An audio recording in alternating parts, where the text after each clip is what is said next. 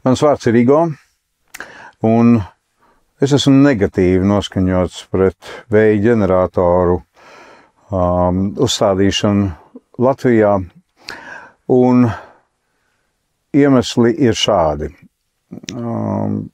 Lasot informāciju par paredzamo jauno vēja ģeneratoru skaitu Latvijā, šķiet, ka tas ir nepamatots.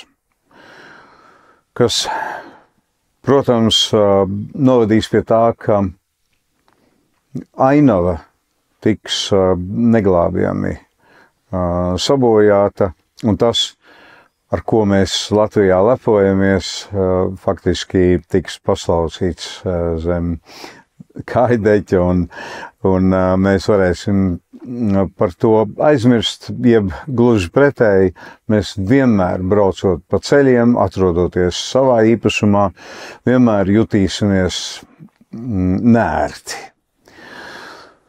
Otrais aspekts ir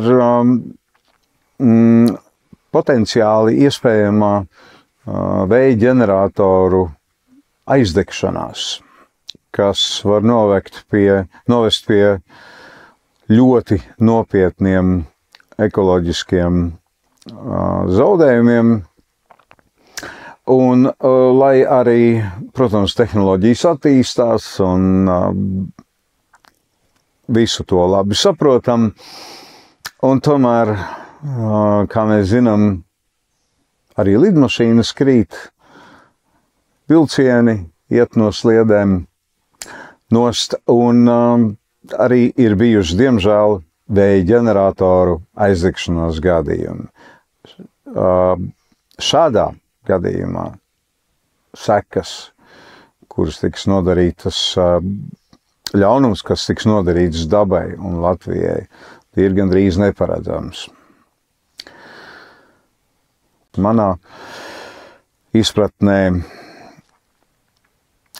ar šo projektu būtu jārīkojas ļoti, ļoti uzmanīgi un jādara tā, lai tas palīdz Latvijai, nevis rada liekas traucējumus un iespēju dažiem ļoti nopietni nopelnīt.